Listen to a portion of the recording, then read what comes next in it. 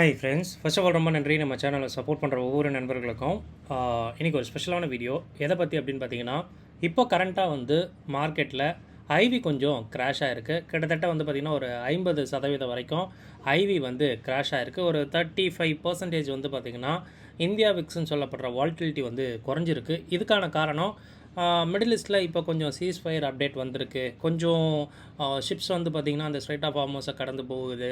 So ஆயிலில் கொஞ்சம் stabilisation வந்திருக்கு. அப்படின்றதுனால இந்த ஒரு ஐவி கிராஷ் வந்து நடந்திருக்கு. பட் இந்த ஒரு ஐவி கிராஷ் கூட கண்டிப்பாக ஆப்ஷன் ட்ரேடர்ஸை வந்து பார்த்திங்கன்னா கஷ்டமாக்கும் அப்படின்றது தான் என்னோடய வியூ அண்ட் என்னுடைய புரிதலும் கூட. இப்போ அந்த புரிதலை உங்ககிட்ட ஷேர் பண்ணிக்கணும் அப்படின்ற ஒரு நல்ல நோக்கத்தோடு இந்த வீடியோ ரெக்கார்ட் பண்ணிகிட்டு இருக்கேன். இந்த வீடியோ பிடிச்சிருந்தா கண்டிப்பாக ஒரு லைக் ஒன்று பண்ணிவிடுங்க. மறக்காமல் உங்கள் ஃப்ரெண்ட்ஸ் அண்ட் ஃபேமிலிக்கும் ஷேர் பண்ணுங்கள். ரொம்ப ஒரு முக்கியமான ஒரு வீடியோ அப்படின்றது மட்டும் சொல்லிக்கலாம். ஸோ வாங்க இப்போ இந்த ஒரு கண்டென்ட்டை பார்க்கலாம். எஸ் நண்பா, இங்கே இந்தியா விக்ஸ்ன்னு சொல்லப்படுற விஷயம் கண்டிப்பாக எல்லாராலையுமே பார்க்கணும். எல்லாராலையுமே வந்து பார்த்திங்கன்னா இதை வந்து நோட் பண்ணணும். ஓகேங்களா? ஸோ மார்க்கெட்டில் வரோம், நீங்கள் ட்ரேட் பண்ணுறீங்க, ஓகே. பட் அந்த ட்ரேடிங்க்கு பின்னாடி ஒரு விஷயம் வந்து பார்த்திங்கன்னா ஆப்ஷன் ப்ரைஸை ட்ரைவ் பண்ணுது அப்படின்னா, ஏன்னா அந்த ஆப்ஷன் ப்ரைஸ்லேயே ஒரு பங்கு, ஒரு பாகம் என்ன அப்படின்னா ஐவின்னு சொல்லப்படுற வால்டிலிட்டி. அப்போ இந்த ஐவி வந்து பார்த்திங்கன்னா உங்களுடைய நீங்கள் வாங்குகிற இல்லைன்னா நீங்கள் விற்கிற ஆப்ஷனில் மறைமுகமாக வந்து பார்த்திங்கன்னா ஒரு ரோல் ப்ளே பண்ணுது அப்படின்னா அதுதான் உண்மை. ஸோ அதனால தான் இதை பற்றி தெரிஞ்சுக்கணும் அப்படின்ற விஷயம். ஸோ கிட்டத்தட்ட வந்து பார்த்திங்கன்னா 30 மார்ச் அன்னைக்கு மார்க்கெட்டோடைய இந்தியா விக்ஸ், அதாவது இந்தியா விக்ஸ் வந்து பார்த்திங்கன்னா ஒரு 28.9 வரைக்கும் போயிருந்தது. ஓகேங்களா? பட் நேற்று வந்து பார்த்திங்கன்னா ஆல்மோஸ்ட் 18.4 வரைக்குமே இறங்கி இருந்தது. கிட்டத்தட்ட இந்த ஒரு ட்ராப், இந்த ஒரு கிராஷ் ஆல்மோஸ்ட் வந்து பார்த்திங்கன்னா 35% வந்து பார்த்திங்கன்னா இந்தியாவோட வால்டிலிட்டியை வந்து கம்மி பண்ணியிருக்கு. இது மட்டும் இல்லை, வேர்ல்டு மார்க்கெட்லேயே நிறைய வால்டிலிட்டி வந்து பார்த்திங்கன்னா இதனால் கொஞ்சம் கிராஷ் ஆகிருக்கு. குறிப்பாக சொல்லணும்னா ஆயில் கிட்டத்தட்ட ஒரு 20% வரைக்கும் இறங்கியிருக்கு. அண்ட் கொஞ்சம் சீஸ்ஃபயர் நல்ல விஷயம்லாம் மார்க்கெட்டுக்கு வரவே இந்த ஒரு கிராஷ் இருக்குது. ஓகேங்களா? இது எல்லாருக்கும் யூஸ்வலாக தெரிஞ்ச விஷயம். பட் இதில் இன்னும் புரிஞ்சிக்க வேண்டிய விஷயம் என்ன அப்படின்னா, இந்த ஐவியை பற்றி ரீட் பண்ணணும் அப்படின்றது தான். இந்த ஐவி அப்படின்றது மார்ச் மந்த்துக்கு அப்புறம் கொஞ்சம் கொஞ்சமாக ஏறி ஆல்மோஸ்ட் வந்து பார்த்திங்கன்னா 34 சம்திங்க, கிட்டத்தட்ட 34.44 23 ஏப்ரல் அன்னைக்கு. ஸோ ஐவி ஏறி இருக்குது. ஸோ ஐவி இந்தியா விக்ஸ் அப்படின்னு பார்த்தோன்னா, இந்தியா விக்ஸ் அப்படின்றது கொஞ்சம் மந்த்லி கான்ட்ராக்டில் நிலவர அந்த வால்டிலிட்டியை குறிக்கிறது. பட் இந்த ஐவி எப்படி கேப்சர் பண்ணுறாங்க அப்படின்னா, ஸோ அன்னன்னைக்கே டேக்கு, ஓகேங்களா? ஸோ ஒரு ஆப்ஷன் ப்ரைஸ் இருக்குது பற்றி ஆப்ஷன் ஸ்ட்ரைக்கை பேஸ் பண்ணி வந்து பார்த்திங்கன்னா எல்லா ஸ்ட்ரைக்கும் ஒரு வால்டிலிட்டியை ரிஃப்ளெக்ட் பண்ணோம். அந்த ஐவியை வந்து அளவிடுற விஷயம். ஓகேங்களா? ஸோ இது 34, பட் இந்தியா விக்ஸ் பார்க்கும்போது 28ன்னு சொல்லும்போது இது ஒரு 6-7% வந்து 6-7 பாயிண்ட் வந்து இன்க்ரீஸாக தான் இருக்கும். ஏன் அப்படின்னா ஒன்றும் கிடையாதுங்க. இதில் நிறைய விஷயம் இருக்குது. அதாவது மார்க்கெட் வந்து ஒரு 700-800 பாயிண்ட் விழுது, இல்லைனா ஒரு 500-600 பாயிண்ட் விழுது. அது எந்த நாள் விழுது, அதாவது எக்ஸ்பைரி அன்றைக்கி விழுந்தால் மார்க்கெட்டில் ஒரு பயம் இருக்கும். எக்ஸ்பைரிக்கு 4 நாளுக்கு முன்னாடி விழுந்தால் ஒரு பயம் இருக்கும். எக்ஸ்பைரிக்கு முன்னாடி நாள் விழுந்தால் ஒரு பயம் இருக்கும். ஓகேங்களா?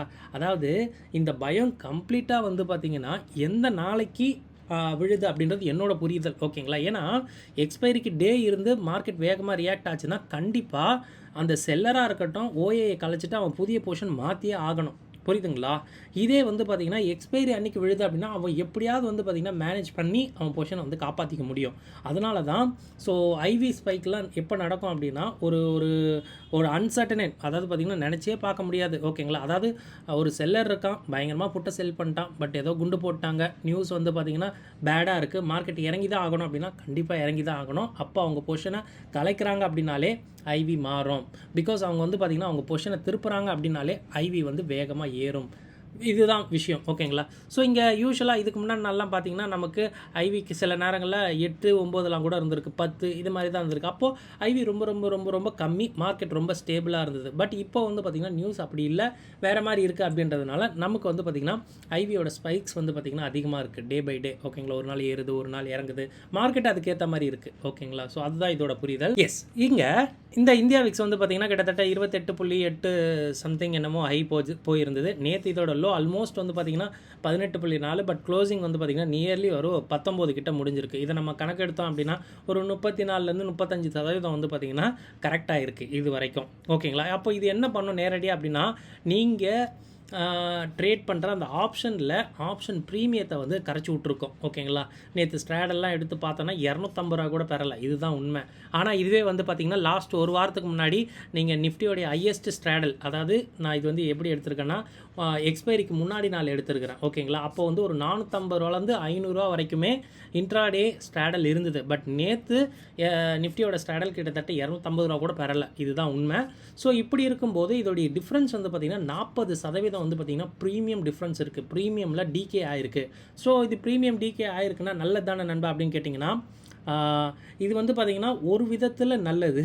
பட் நேற்று ட்ரேடிங்லாம் எடுத்திங்க அப்படின்னா மார்க்கெட் வந்து 90% கன்சாலிடேஷன்லேயே இருந்தது. இது எத்தனை பேர் பார்த்தீங்க? இதுக்கான காரணம் நேற்று ஒரு நாள் கிட்டத்தட்ட 10% மேலே ஐவி கிராஷ் ஆனதுனால மார்க்கெட்டு ஸ்டேபிளாக ரொம்ப இதுவாக இருந்தது, ஸ்டேபிளாக இருந்திருக்கும். ஓகேங்களா, ஏன்னா மார்க்கெட் ஆல்மோஸ்ட் அந்த 24,000 கிட்ட இருந்தது ரவுண்ட் நம்பரு.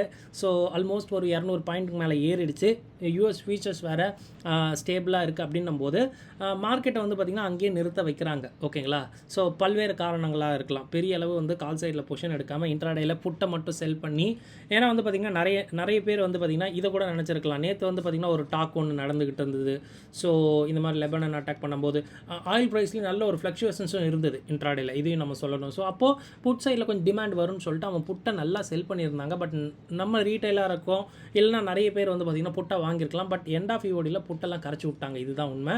கரைச்சி விட்டு அவனும் வெளியே வந்துட்டான். எண்ட் ஆஃப் இஓடியில் நீங்கள் ஓஏ உத்து பார்த்தீங்க அப்படின்னா காணுங்க, 2 பேருமே காணும். ஒரு 1.4 crore இருந்தது. ஓகேங்களா, ஸோ ஒரு நான் எக்ஸ்பைரி டேயில் ஒரு ரீசெண்ட் ஒரு 1 மந்தில் புட்டு இவ்வளோ செல் பண்ணிலாம் பார்த்ததில்ல. பட் எல்லா புட்டுமே காலி எண்ட் ஆஃப் இஓடியில். ஸோ அந்தளவு வந்து பார்த்திங்கன்னா இஓடியில் ஏதோ நியூஸ் வரும் அப்படின்னு சொல்லிட்டு அவங்க கிளம்பியிருக்கலாம் அப்படின்றது தான். பட் என்ன ஒரு விஷயம் அப்படின்னா மார்க்கெட்டை ஸ்டேபிள் பண்ணியிருக்கிறாங்க அப்படின்றது தான். அந்த ஸ்டேபிள் எங்கே தெரிஞ்சிருக்கு உங்களுக்கு? ட்ரேட் பண்ணுறதுக்கு இந்த ப்ரீமியமில் நல்ல டிஃப்ரென்ஸ் தெரிஞ்சிருக்கு.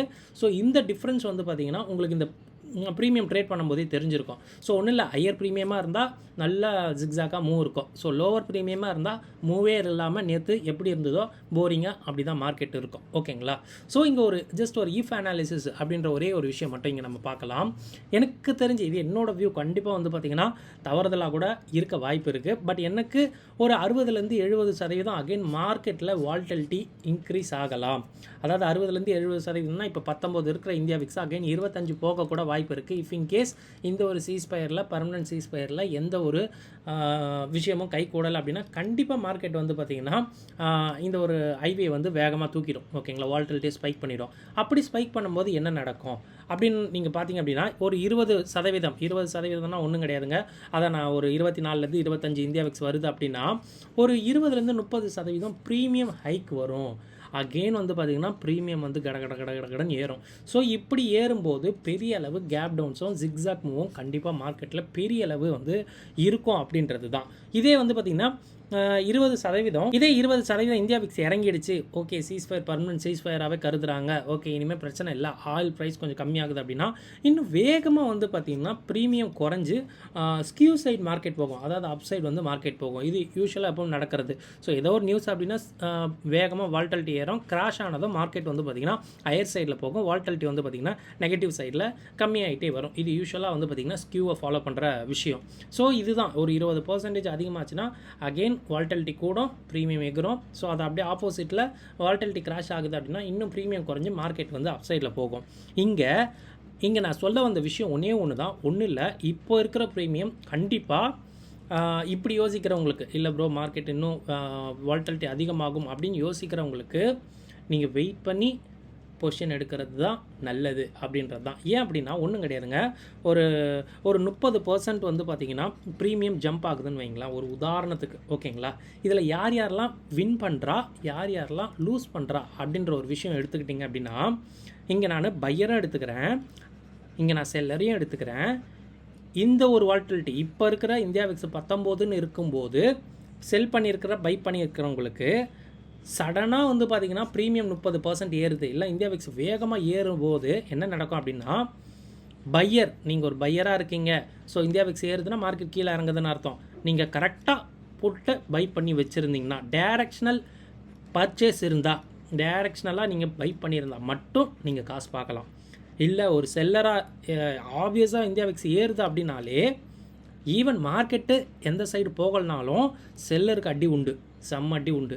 ஸோ செல்லருக்கு அடி விழுது அப்படின்னாலே அவன் சும்மா இருக்க மாட்டாங்க, மார்க்கெட்டை ஜிக்ஸாக்காக வந்து மூவ் பண்ணுவாங்க. அது இன்னுமே வந்து மார்க்கெட்டில் ப்ரிடிக்ட் பண்ணுறது இன்னும் வந்து குதிரை கொம்பாக மாறிடும், கஷ்டமாயிடும். ஓகேங்களா? அப்போது இங்கே வந்து பார்த்திங்கன்னா கரெக்டான டைரெக்ஷனில் இருந்தால் ஒரு பையர் ப்ராஃபிட் பண்ணுவான், இல்லைனா அந்த பையரும் காலி ஆகிடுவான். ஒன்று. ரெண்டாவது வந்து செல்லர் வந்து பார்த்திங்கன்னா இங்கே லாஸ் பண்ண பெரிய வாய்ப்பு இருக்குது. அப்படி அவன் லாஸ் பண்ணுறாங்க அப்படின்னா மார்க்கெட்டை இன்னும் ஜிக்ஸாக்காக கொண்டு போவாங்க, ப்ரீமியமை இன்னும் டிமாண்ட் பண்ணுவாங்க அப்படின்றது தான். அப்போ இங்கே வந்து பார்த்திங்கன்னா லாஸ் ஆகிற சுச்சுவேஷன் தான் அதிகம். அப்படின்றதுனால கொஞ்சம் வெயிட் பண்ணலாம் ப்ரீமியம் அன்டில் வந்து பெரிய அளவு ஏறுற வரைக்கும், இல்லை அப்படின்னா கிளாரிட்டியான ஒரு நியூஸ் வர வரைக்கும் அப்படின்றது தான். ஏன்னா பார்த்திங்கன்னா லாஸ்ட் 2 நாள் பெரிய அளவு கேப் அப் கேப் டவுன் இல்லை, பட் இன்ட்ராடேயில் இது நடந்திருக்கு. ஓகேங்களா? இன்ட்ராடேயில் ட்ரெண்டிங் நடந்திருக்கு. பட் இன்ட்ராடே ட்ரெண்டிங் அப்படின்னும் போதே நிறைய பேரால் கணிக்க முடியாது, இதுதான் உண்மை. ஓகேங்களா? So gap up gap down கூட ஈஸியாக வந்து பார்த்திங்கன்னா நீங்கள் ஒரு குட்டாம்போக்கில் கூட நம்ம அடிச்சிடலாம், கரெக்டுங்களா? பட் வந்து ஒரு ட்ரெண்டிங் டேயில் கொஞ்சம் வந்து அது கஷ்டம்தான். ஸோ ஒரு கிளாரிட்டியான நியூஸ் வர வரைக்கும் வெயிட் பண்ணுங்கள். ஸோ ப்ரீமியம் ஜம்ப் ஆனதுக்கப்புறம் இப்போது 300 இருக்கிற ஸ்ட்ராடலு 500 வரும்போது ஈஸியாக உள்ளே போங்களேன், நீங்கள் வின் பண்ணுறதுக்கான சான்ஸ் இருக்குது. அதை தான் சொல்ல வரேன், வேறு எதுவுமே இல்லை. பட் இங்கேயே நீங்கள் உள்ளே போயிட்டீங்க அப்படின்னா மறுபடியும் மார்க்கெட் வந்து 500 ப்ரீமியம் போகும்போது கண்டிப்பாக நீங்கள் லாஸ்ட்டில் இருப்பீங்க. இதுதான் இன்றைக்கி நான் வீடியோவில் சொல்ல வந்த விஷயம். ஸோ வால்டாலிட்டி எப்படி வந்து நம்ம ப்ரீமியத்தை மேலே கீழே ஜம்ப் பண்ணுது, நம்மளோட வின்னிங் அண்ட் லாஸை வந்து பார்த்திங்கன்னா லாஸ் பண்ணுற விஷயத்தை எப்படி வந்து கண்ட்ரோல் பண்ணுது அப்படின்றது தான் புரிஞ்சுக்கணும். ஸோ கண்டிப்பாக வீடியோ வந்து பார்த்திங்கன்னா கொஞ்சம் கஷ்டமாக இருக்கும் புரிஞ்சுக்க. நீங்கள் ஒரு தடவைக்கு 2 தடவை பாருங்கள், கண்டிப்பாக புரியும். வீடியோ பார்த்ததுக்கு ரொம்ப நன்றி. தேங்க்யூ. ஜெய் ஹிந்த்.